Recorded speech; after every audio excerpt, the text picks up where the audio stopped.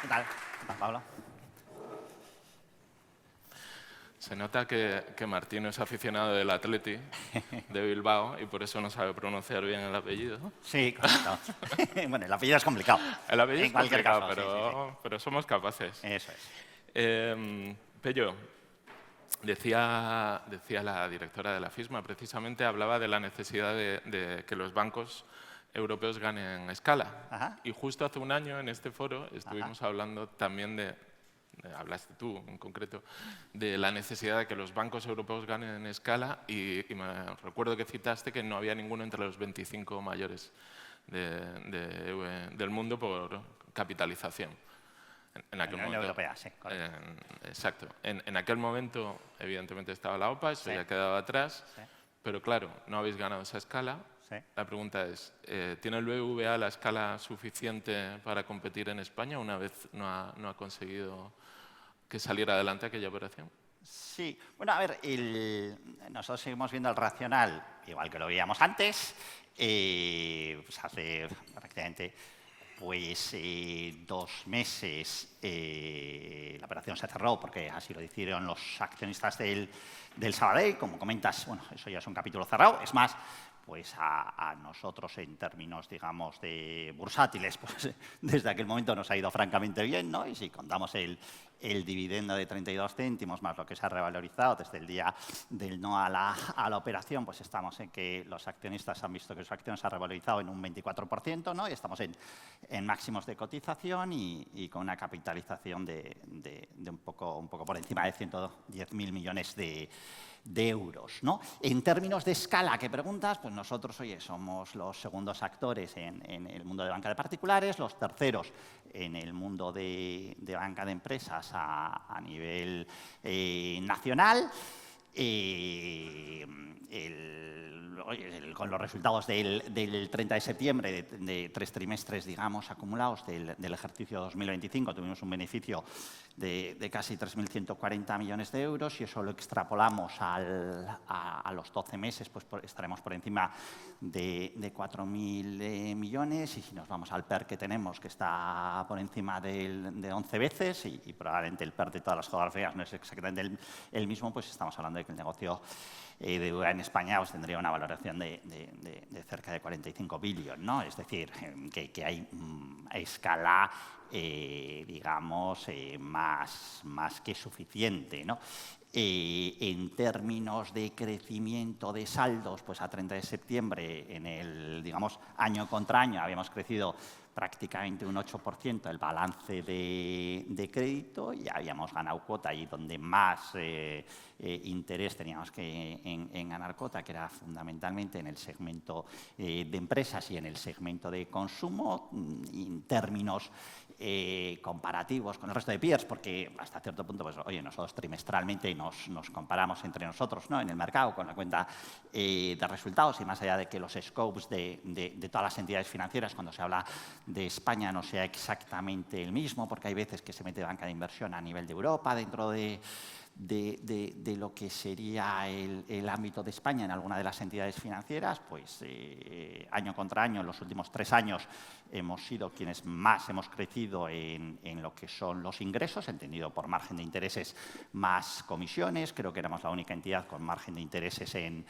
positivo año contra año a 30 de septiembre y que tiene que ver, oye, con la gestión de la rentabilidad y tiene que ver con la gestión de las carteras ALCO y tiene que ver con los hedges hipotecarios, con decisiones que se van tomando en los años donde los tipos están digamos, en una altura determinada, previendo que eso pueda cambiar en los siguientes ejercicios. Y, por tanto, entendemos que en términos de escala, insisto, siendo los segundos en el mundo de particulares, siendo los terceros en el mundo de empresa, tenemos escala suficiente, ¿no? Para seguir siendo el banco más eficiente, el banco que más crece en términos de crédito y el banco más rentable que hay en España.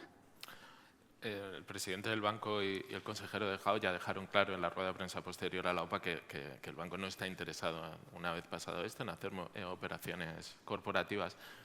Te lo pregunto como más general. Sí. ¿Sigues pensando que hay una necesidad de escala? Te lo digo un poco por lo que ha comentado, lo de la FISMA. O sea, que que esa es la tendencia a largo plazo. No te estoy preguntando por el Sí. banco, sino a largo plazo. Sí, bueno, lo que pasa es que estamos en la encrucijada, yo creo que lo ha comentado Javier, ¿no? Que sale una persona que es de un país, dice un discurso y después cuando se aplica en la práctica, digamos, en su país, oye, suele ocurrir en el género humano, ¿no? Y a todos nos pasa a título individual y probablemente en la vida personal y en la vida profesional que de la teoría que después cuando la práctica te impacta o te afecta a ti individualmente o colectivamente, pues suele cambiar un poco nuestro discurso, pero es verdad que después la realidad suele ser muy tozuda, ¿no? Entonces hay un debate en torno al papel de Europa dentro de la geopolítica mundial y en ese debate pues hay distintos ángulos, uno el que tiene que ver con el tamaño en los distintos sectores y lo que tiene que ver con la comparativa de los, digamos, players más significativos en cada uno de los sectores en relación al mercado a nivel mundial, otro tiene que ver pues en relación a, y creo que también en alguna de las entrevistas anteriores se ha hablado, ¿no?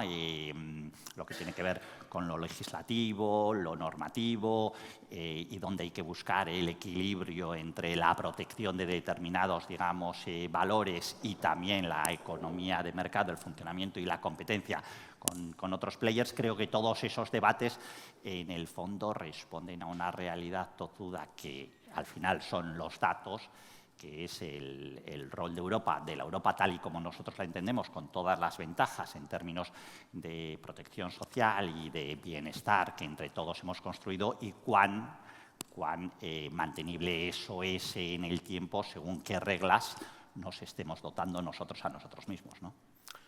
Bajando de Europa a Cataluña, ¿no? Sí. Estamos en Barcelona. Una de las consecuencias de la OPA, si hubiera tenido eso, es que hubierais tenido un salto bastante grande de cuota de mercado en Cataluña, donde ya sois un jugador relevante, ¿no? Por la compra de Uniem y Cataluña Caixa, la OPA no salió. ¿Cuáles son vuestros planes de negocio para Cataluña?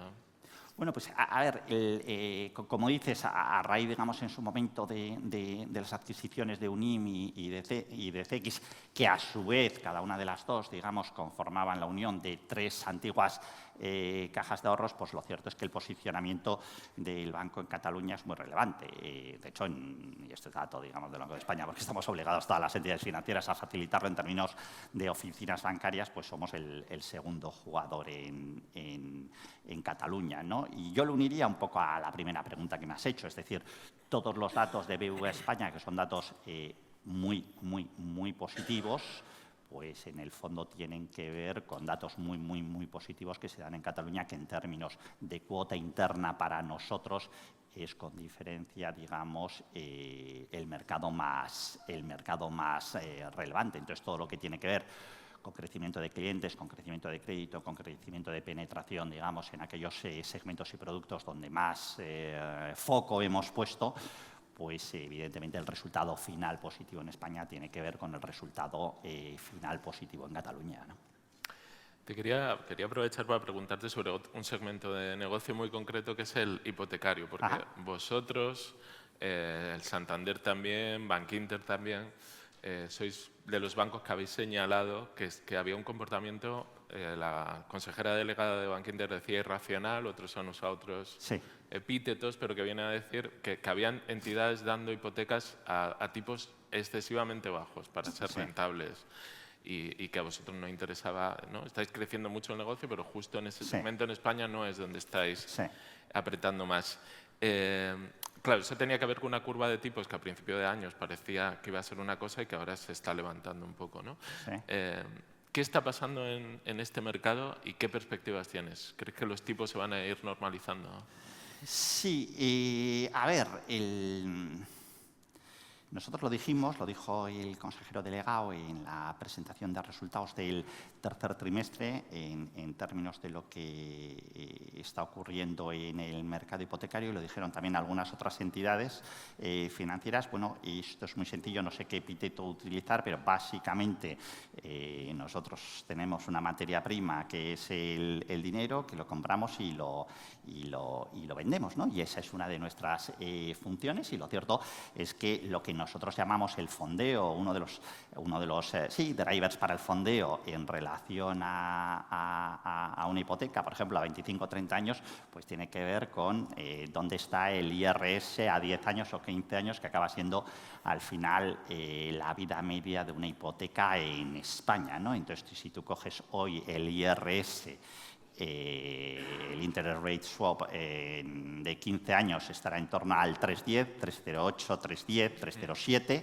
¿vale? Y si coges el IRS a 10 años estará en el 2,86, 2,87, alrededor del 2,90, ¿no? Eso, en teoría, debería ser, vamos a decir, el precio que te fijara como compra de la materia prima y a partir de ahí buscar, digamos, la rentabilidad.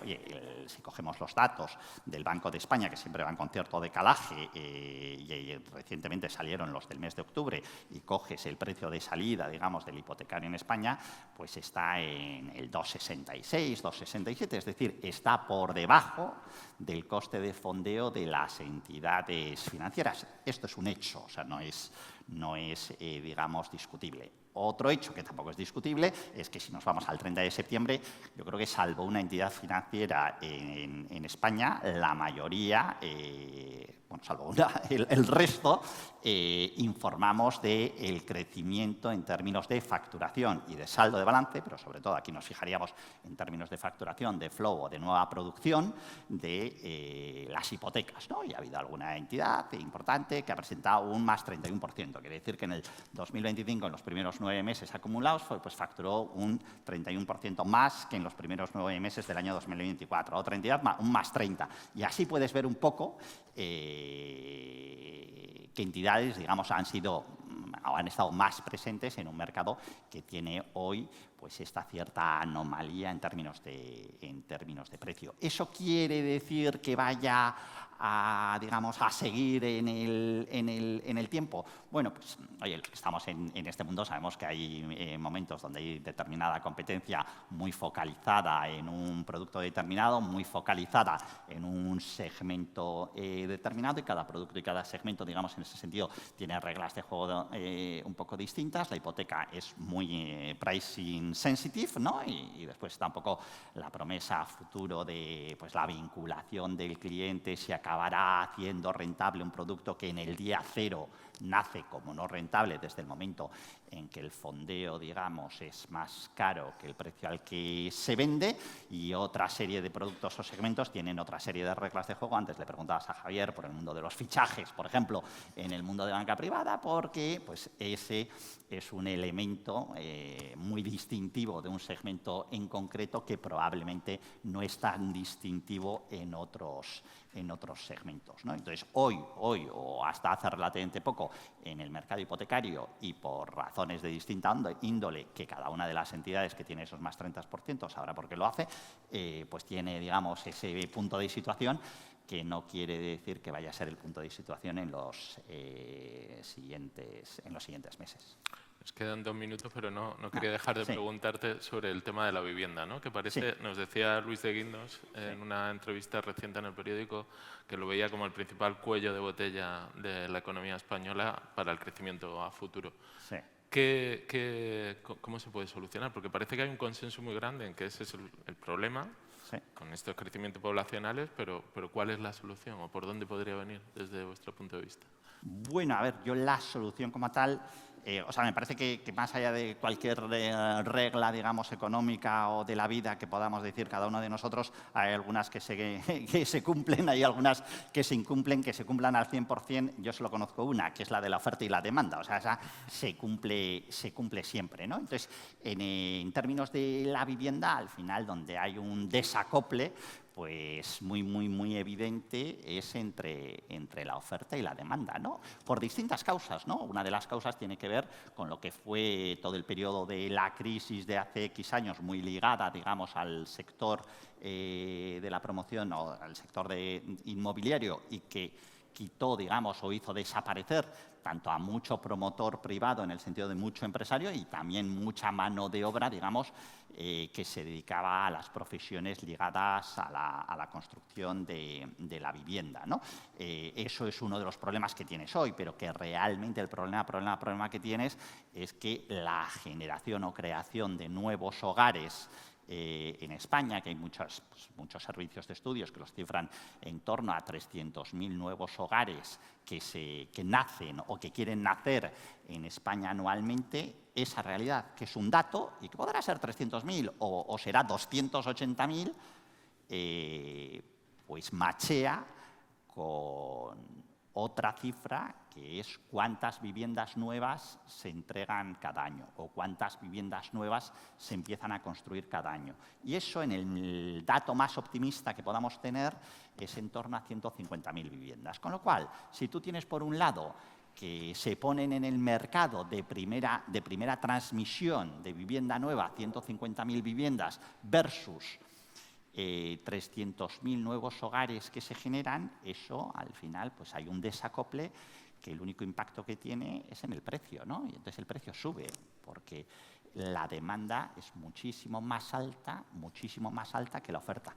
Como la construcción de una vivienda no es una cosa que se pueda, digamos, generar de hoy para mañana, pues lo cierto es que aun tomando medidas hoy, su impacto positivo no se notaría en el mercado hasta dentro de mínimo 3 años, ¿no? Y al final esto tiene que ver con la materia prima sobre la que se construye cualquier producto. ¿Y cuál es la materia prima? Pues aquí la materia prima es el suelo, ¿no?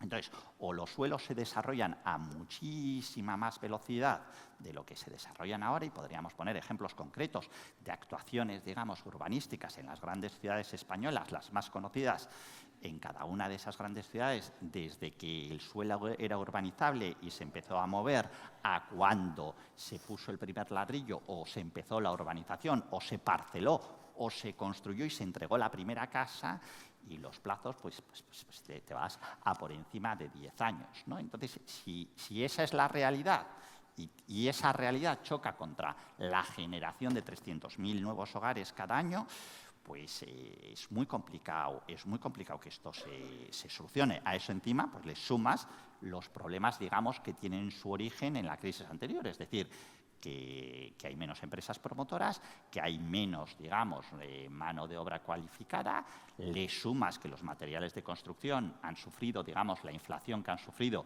pues la mayoría de los productos en los últimos años, y lo cierto es que de la suma de todos esos factores pues tienes una situación actual que no tiene, digamos, visos de poder solucionarse en el corto plazo. Pero vamos, la medida sería evidentemente que todo lo que tiene que ver con la transformación desde el suelo hasta la vivienda sea un proceso que sea mucho más rápido de lo que está siendo actualmente, ¿no? El año que viene veremos si ha habido avances. Correcto. En ese sentido. Eso es. Muchas gracias, Pello. A ti, Paula.